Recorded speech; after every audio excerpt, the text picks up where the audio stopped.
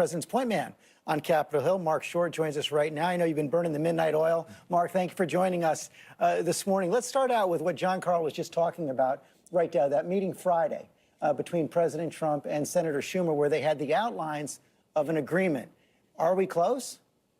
George, thanks for having me back. But, George, I think that, honestly, what's befuddling to us is we do think we're making progress. What the president outlined was 4 issue priorities that John went through in helping to solve the DACA issue, which we want to do, too. Keep in mind, these are people aged 16 to 36 with work permits, which means they do not have any criminal background. They're here being productive to our country. We want to solve border security. We want to end the chain migration. We want to end the visa lottery program. In 2 of those main functions, we are seeing Democrats move on the border security issue, which is one that our Border Patrol agents have said this is what we need to secure our southern border.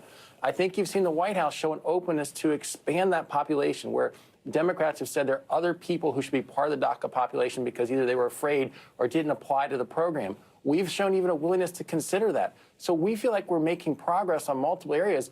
What's befuddling then is, why are we shutting down the government? Everything that's in the bill is things that Democrats have asked for. But on the specifics of that deal, our understanding was that Senator Schumer offered, the $20 billion over several years on the border wall funding, but in return for no changes on the chain migration or the visa lottery. Is that acceptable to the president? Is that something you can sell to Republicans in the Congress? George, I think the problem with that construct is we're going to be back here in the exact same position in a few years. If we don't solve the chain migration, visa lottery programs, we will be back here in a few years debating over a new population. Let's keep in mind the 2 terror attacks most recently that happened in the United States. The pipe bomber came in through chain migration.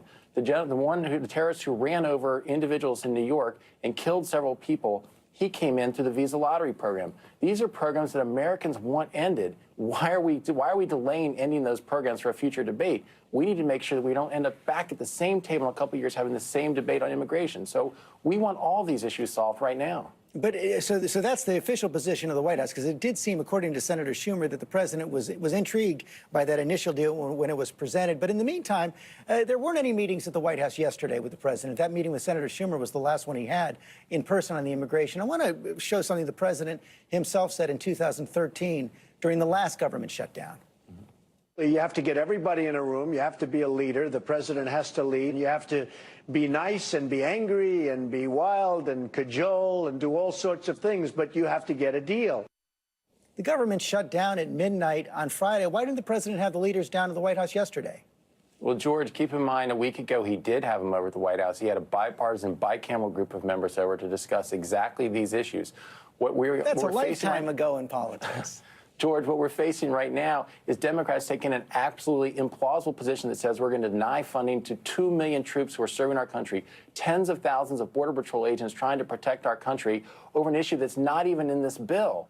That is an impossible place in which to negotiate. Chuck Schumer himself in 2013, that same negotiation, that same shutdown, said it's like somebody coming into your house, taking your wife and children hostage, and then trying to negotiate the price of your house. That's exactly what he's doing right now. So bottom line, you're just not going to move at all until the Democrats say until the Democrats say they're willing to open the government without considering changes in DACA. No, I don't think that's true, George. I think you've seen us move. I think you've seen us move throughout the negotiation on immigration. You also have seen us, the bill that's being, the amendments being offered tonight that John Carl just mentioned is a change from taking it from a 4-week to a 3-week continuing resolution, which is what the Democrats have asked for a shorter time period. So we have been yielding. We have been showing flexibility to say, let's find a deal to make sure that, again, our troops and our Border Patrol agents are not denied payment. But the Democrats seem unwilling to even accept that offer, Part George. of that, I know a bipartisan group of senators are working on that deal to extend the government funding to February 8th in return for a promise from the leadership and the president that they would get votes on their immigration deal in both houses. Is the president willing to make that promise? Let's keep in mind a couple of things. One, there is a bill that's already been introduced in the House by Chairman Goodlatte that we do hope gets a vote. The Senate does not yet have a bill that has been introduced. So Democrats keep having this position and saying we need to rally behind the Durbin, Flake, Graham position. They don't even have text they've introduced. We're happy to open that debate as soon as people want. We were anxious to have this debate 6-9 months ago when General Kelly went to Congress and said, we need a solution. We've provided our principles to Congress to say this is what we want in a legislative package. So we're not afraid of a timetable on this. We want to have the right resolution. How worried are you that this is going to come back to hurt Republicans. You saw our poll coming in, Americans more inclined to blame the president and Republicans for the shutdown than Democrats. You know, I think that Eric Trump was right in what he said, and that the reality, I think, is that Democrats are forcing this shutdown because they look at what's happened over the last year, and they're captive by part of their base. They see the record tax cut. They see the repeal of individual mandate, the rollback of regulations, the record number of circuit court judges and a Supreme Court justice confirmed, and they see the president making a difference. And the base of their party is holding them captive. And they've put themselves in a box now that's a hard way to find a way out. How do you get out of a situation where you're denying funding to our troops and our border agents? Meantime, the president's political team hitting them hard, coming out with this ad last night. It's pure evil. President Trump is right. Build the wall. Deport criminals. Stop illegal immigration now. Democrats who stand in our way will be complicit in every murder committed by illegal immigrants. President Trump will fix our border and keep our families safe. I'm Donald Trump, and I approve this message. Democrats complicit in murder?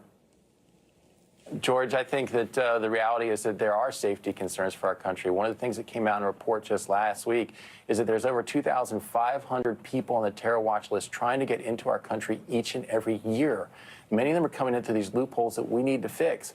Why are we delaying fixing them? That's over 7 per day trying to get into the United States of America, and yet we're not doing anything to fix our immigration laws. But you also know that there's plenty of studies that show that immigrants don't commit crimes at rates higher than other Americans. And aren't you worried that an ad like that is going to poison the well for negotiations?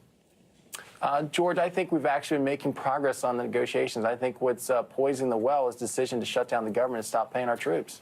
Marc Short, thanks for your time this morning.